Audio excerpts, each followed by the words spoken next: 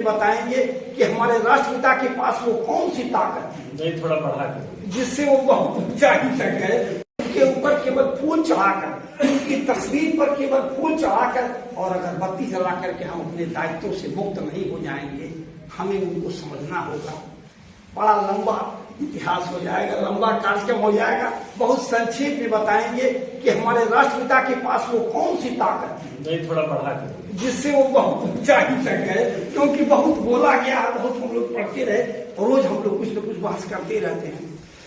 महात्मा गांधी के पास देखने में पंडित जी बिल्कुल साफ है कि उनके पास दो चीजें बिल्कुल साफ थी जो सब लोग देख रहे थे। उन्हीं दो चीजों के बल से वह मोहनदास करमचंद गांधी एक मामूली बैरिस्टर से भारत का राष्ट्रपिता और दुनिया का उतना बड़ा नेता, उतना बड़ा संत बना कि इसके बारे में आज भी, यहाँ तक कि महान वैज्ञानिक आइंस्टीन ने कहा, गांधी जी के बारे में सुनने के बाद उसने कहा था कि आने वाली पीढ़ियां ताज्जुब मानेगी, गांधी नाम का कोई आदमी पैदा भी हुआ था, वो इंसान था कि देवता था, कोई अवतार था, गांधी साधारण नहीं था।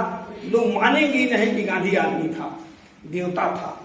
लेकिन गांधी के पास सब कुछ साफ था। ऐसा कुछ नहीं था कि देवता की तरफ से कोई वरदान लेके आए थे, कोई चीज छू मंत्र हो गया या कोई जादू मंत्र जानते थे, ऐसा कुछ नहीं वो करते थे। गांधी के पास दो चीज साफ दिखाई पड़ती थी। गांधी के सांसों में राम थे, छाती पर गीता थी। ये दो ताकत गांधी को इतना ताकतवर बनाई। यह दो ताकत ऐसा संदेश आपको देती है कि आपका इष्ट आपके साथ हो, जो भी आपका इष्ट हो उसे कभी भूलिएगा नहीं, वो आपका अनिष्ट नहीं होने देगा, आपका इष्ट आपको बचा ले जाएगा। और गीता तो ऐसा पुस्तक है, ऐसा ग्रंथ है जो युद्ध के मैदान में कहा गया था। गीता घर में बैठकर किसी आश्रम में महात्मा द्वारा प्रवचन में नहीं कहा गया था। गीता दोनों तरफ खड़ी हुई विशाल सेनाओं के बीच में एक महान व्यक्ति महाकाल द्वारा खुद कहा गया था। इसलिए गीता युद्ध मैदान में गाया जाने वाला गीत था। जीवन आपका एक युद्ध है। आप भी जान रहे हैं कि आप सबका, जो लोग यहाँ बैठे हैं, ये छोटे बच्चे तो नहीं जानेंगे, लेकिन आप सब लोग जानिए कि आपका जीवन स्वयं में युद्ध है। आपका जीवन कुरुक्षेत्र का मैदान है। न्याय अन्याय, धर्म अधर्म, नीति अनीति, पाप पुण्य हमेशा आपके सामने गुजरेंगे और उसमें से आपको अपना रास्ता तय करते हुए आगे बढ़ जाना है। इसलिए रोजाना प्रतिदिन आपको उसी तरह से गीता को अपनी छाती पर रखना होगा। गीता में कहे गए एक शब्द आपके जीवन को संदेश देंगे। गांधी के पास ये दो चीजें थी और इसीलिए गांधी को कोई रोक नहीं पाया, कोई झुका नहीं पाया, कोई तोड़ नहीं पाया, क्योंकि उसके सांसों में राम थे, छाती पर गीता थी। गांधी उसे लेके चलता रहा और अंत में विजय प्राप्त हुई। लोग जानिए कि आपका जीवन स्वयं में युद्ध है। आपका जीवन कुरुक्षेत्र का मैदान है। न्याय अन्याय, धर्म अधर्म, नीति अनीति, पाप पुण्य हमेशा आपके सामने गुजरेंगे और उसमें से आपको अपना रास्ता तय करते हुए आगे बढ़ जाना है। इसलिए रोजाना प्रतिदिन आपको उसी तरह से गीता को अपनी छाती पर रखना होगा। गीता में कहे गए एक शब्द आपके जीवन को संदेश देंगे। गांधी के पास ये दो चीजें थी और इसीलिए गांधी को कोई रोक नहीं पाया, कोई झुका नहीं पाया, कोई तोड़ नहीं पाया, क्योंकि उसके सांसों में राम थे, छाती पर गीता थी। गांधी उसे लेके चलता रहा और अंत में विजय प्राप्त हुई गांधी को। गांधी इस देश को ने सोच लीजिए कि जो आदमी भारत के सरकारी खजाने से 1 रुपया भी तनख्वाह गांधी को नहीं मिला था, वह आदमी भारत के सरकारी नोट पर छप गया। नोट की मुद्रा पर उसकी तस्वीर बन गई। ये गांधी की ताकत थी कि जो भारत सरकार के खजाने से 1 रुपया भी नहीं लिया था तनख्वाह, लेकिन उसने अपने कर्मों से उस भारत के खजाने का निशान बन गया, नोटे की मुहर बन गया। गांधी हमारा राष्ट्रपिता बन गया। मुख्यमंत्री और प्रधानमंत्री तो बहुत आए और बहुत आएंगे, लेकिन किसी देश के इतिहास में राष्ट्रपिता केवल एक ही व्यक्ति, जब तक वह राष्ट्र जिंदा रहेगा, प्रलय नहीं हो जाएगा सृष्टि का, तब तक राष्ट्रपिता गांधी ही रहेंगे। वह एक ही पद, एक ही व्यक्ति के लिए ही मुकर्रर होता है और गांधी उस पद को प्राप्त किया। तो गांधी विशाल था, मोटी मोटा इतना है कि हम अपने जीवन में जो भी आपको दायित्व तो आज मिला है, आप अध्यापक हैं, चपरासी हैं, क्लर्क हैं, बाबू हैं, किसान हैं, मजदूर हैं, सड़क पर घूम कहीं भी हो आप उसी तरह से अपने जीवन का निर्वहन करें। जैसे गांधी ने अपने जीवन का कुरुक्षेत्र बनाया था, उसी तरह से आपको भी आपका इष्ट बचाएगा, आपका मंत्र बचा लेगा, आपका ध्येय पवित्र हो तो आप अपनी मंजिल प्राप्त करेंगे। शास्त्री जी के बारे में इतना ही मैं एक शब्द में कहूंगा कि वह आदमी ईमानदारी का वह प्रतीक था राज्य सिंहासन के उतने प्रभावशाली पद पर पहुंचने के बाद जैसे हमारे पास कोई पद न हो और हम ईमानदार बने रहें, तो लोग कह देंगे ना कि भाई जब ये कौन अवसर नहीं इनको मिला तो बेईमान हो या ईमानदार हो, उसकी कोई सही परख क्या होगी? परख तो तब होती है जब आपको अवसर मिला हो और आप ईमानदार रह गए हों। तो लाल बहादुर शास्त्री देश के प्रधानमंत्री थे और प्रधानमंत्री होने का उन्हें वह अवसर था कि वहां बेईमानी की बहुत गुंजाइश रहती है। आप सब देख ही रहे हैं कैसे विधायक से लेके प्रधान जी से लेके विधायक और मंत्री जी लोग को अगर अवसर एक बार मिल गया तो फिर क्या पूछना है। तो वह तो देश के प्रधानमंत्री थे और उस प्रधानमंत्री पद पर अवसर आने के बाद भी वो झुका नहीं, कहीं टूटा नहीं, कहीं दाग नहीं लगी। इसलिए हमेशा वो इतिहास में हमारे देशवासियों के लिए वह तो देश के प्रधानमंत्री थे और उस प्रधानमंत्री पद पर अवसर आने के बाद भी वो झुका नहीं, कहीं टूटा नहीं, कहीं दाग नहीं लगी। इसलिए हमेशा वो इतिहास में हमारे देशवासियों के लिए हमेशा प्रेरणा स्रोत रहेंगे। हम उन्हें इसलिए याद करेंगे कि हम उन्हें अपने सीने से लगाए रहेंगे। गांधी और शास्त्री हमेशा हमारी सांसों में रहेंगे। हम जहां भी रहेंगे, देश के जिस भी कोने में जिस भी दायित्वों का निर्वहन करते रहेंगे, वहां गांधी और शास्त्री हमें हमेशा प्रेरणा देते रहेंगे और आपको भी प्रेरणा देंगे। आप इसीलिए अपने दायित्वों के निर्वहन में लगे रहेंगे। अब विद्यालय के भविष्य की बात जहां तक है, देखिए कोई विद्यालय अच्छा बुरा नहीं होता है। विद्यालय की केवल एक ही मूल्य है, एक ही कसौटी है कि विद्यालय से निकला छात्र समाज में कितना रोशनी फैलाया।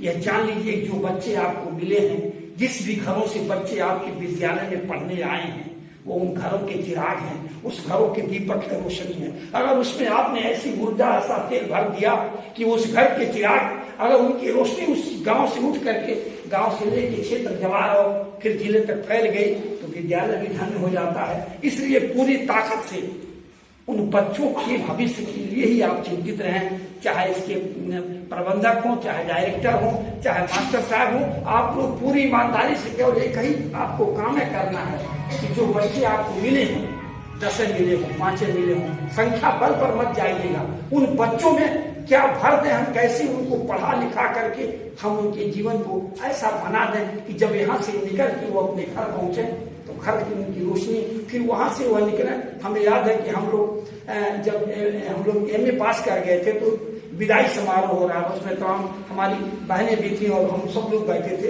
एक अध्यापक हम लोग जो पढ़ाते थे अंतिम में खड़ा हुए बोलने के लिए, तो उन्होंने हमसे कहा कि अब तुम लोग जा रहे हो, अपने जीवन के क्षेत्र में जा रहे हो, अब शिक्षा आपका समाप्त हो गया, हम आपको क्या संदेश दें? केवल एक संदेश देकर आपको हम विदा कर रहे हैं कि हम उस दिन जानेंगे कि आपकी पढ़ाई सही हुई थी कि जबकि आपके बगल में कोई आदमी बीमार हो और आपको नींद न आ रही, आप परेशान हो, बीमार आपका पड़ोसी हो, नींद आपको न आती हो, उस दिन हम जान लेंगे कि तुम्हारी पढ़ाई पूरी हो गई, हमारा धर्म पूरा हो गया, हमारा शिक्षा पूरी हो गया।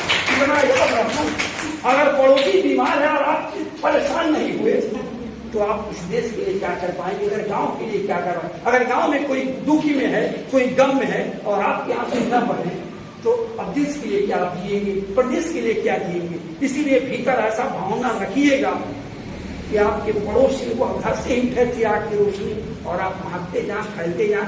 काम तो कठिन है, लेकिन हर सही काम कठिन होता ही है, उसे करना पड़ता ही है।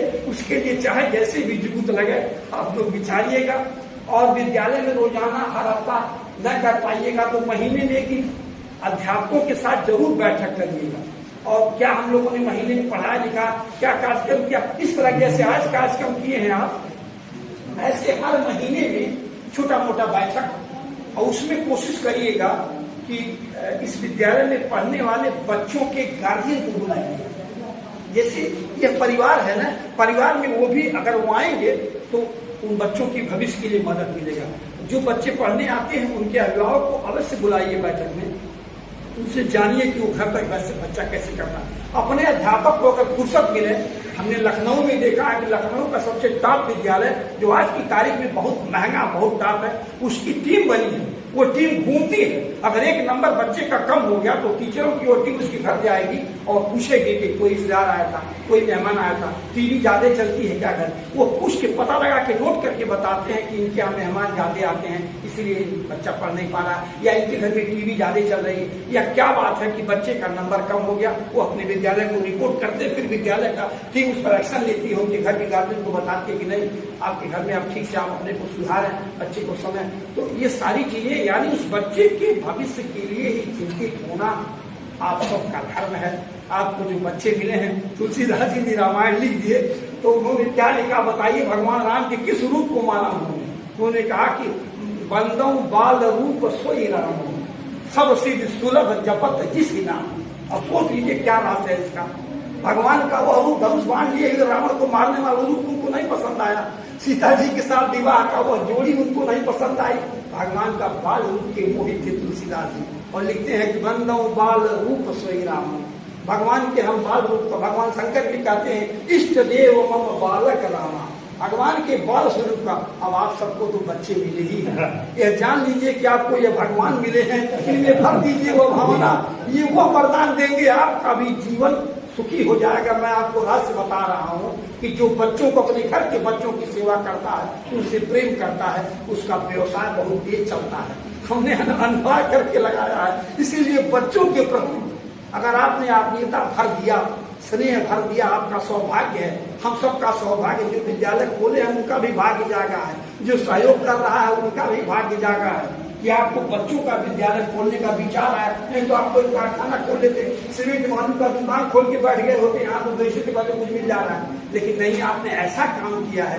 कि आपको बच्चों का विद्यालय खोलने का विचार आया। नहीं तो आपको एक कारखाना खोल लेते, सीमेंट बालू का दुकान खोल के बैठ गए होते, यहाँ तो 200 के बाद कुछ मिल जा रहा है। लेकिन नहीं, आपने ऐसा काम किया है कि आपका भाग्य जागा है। इसे आप और जगह ले जाइए, अपने को धन्य समझिए कि ईश्वर ने आपको ऐसा अवसर दिया कि आपको यह पवित्र कार्य मिला है। ये 10 लोग इस परिवार के जो इकट्ठा हैं, ये अपने परिवार के हो गए, इनके दुख सुख में हमेशा खड़ा होना है। और जो बच्चे हमें मिले हैं भगवान के रूप में, उन बच्चों की पूजा करते उन्हें ऐसे पढ़ा ले जाना है ताकि वो जहाँ जाए तहाँ लगे कि इस विद्यालय से फला स्कूल के निकल के बच्चे आए हैं। और फिर जो सुख है आपको मिलेगा उस दिन, सो सुख उमा जाई नहीं बरना। भगवान शंकर कहते हैं कि हे देवी पार्वती, वह सुख कहने लायक नहीं है, उसका वर्णन मैं नहीं कर सकता हूँ। इसलिए आप सब बहुत भाग्यशाली हैं, आपको ऐसा अवसर मिला, ऐसा विद्यालय मिला। अभी तो लंबी यात्रा है, भगवान आपकी यात्रा पूरा करेंगे, आप लोग सकुशल इस विद्यालय को आगे ले जाएंगे, मेरे मन का विश्वास है। ईश्वर के प्रति निष्ठा रखिएगा, भगवान के प्रति श्रद्धा रखने से बड़ा लाभ होता है। आपको यह जान लीजिए जीवन में कितना ही विपत्तियां आएंगी। बता तो दिया मैं कि गांधी का केवल वही सूत्र था ना कि यहाँ से वो आदमी बहुत साधारण आदमी था, क्लास में सबसे पीछे बैठने वाला, कम नंबर पाने वाला, हस्ताक्षर उनकी राइटिंग बड़ी गंदी थी गांधी की। ये सारी बुराइयों के बावजूद भी गांधी कैसे ऊंचाई को छू गया। हम तो यही सोचते हैं कि कुछ नहीं था, केवल वही उसका जो राम था सांसों में, वही राम ने उसको उस ऊंचाई तक पहुंचा दिया। और इसीलिए तुलसीदास जी ने लिखा दिया कि राम विमुख संपत्ति प्रभुताई, जाई नहीं पाई बिन पाई। अगर आप करोड़पति हो गए, अरबपति हो गए, सब कुछ हो जाएंगे, लेकिन अगर राम नहीं आपके जीवन में है तो सब पाना न पाना सब बेकार है, कोई मतलब नहीं। हनुमान जी ने रावण से यही कहा कि तेरे पास सोने की लंका है, तेरे पास बहुत बाहुबल है, सारे तुम्हारे पास शक्तियां हैं, लेकिन तेरे पास राम नहीं है, इसलिए तेरा सब कुछ बेकार है। इसलिए आप लोग अपने जीवन में राम को रखिए, अपने धर्म को रखिएगा, अपने ईश्वर को, और आप आगे बढ़िएगा। जरा भी भयभीत न होइएगा। अगर तूफान भी आएगा तो आपका राम आप उस तूफान को किनारे कर देगा, आपकी रास्ता निकल जाएगी, घबराइएगा नहीं। और आप सब बड़े भाग्यशाली हैं कि इस गाँव में दूर इलाके में स्कूल का है। स्कूल तो बहुत विद्यालय है, यहाँ बढ़ता ही जाएगा, और लेकिन इसको व्यवसायिक रूप देने से अच्छा है कि इसका धार्मिक रूप दिया जाए।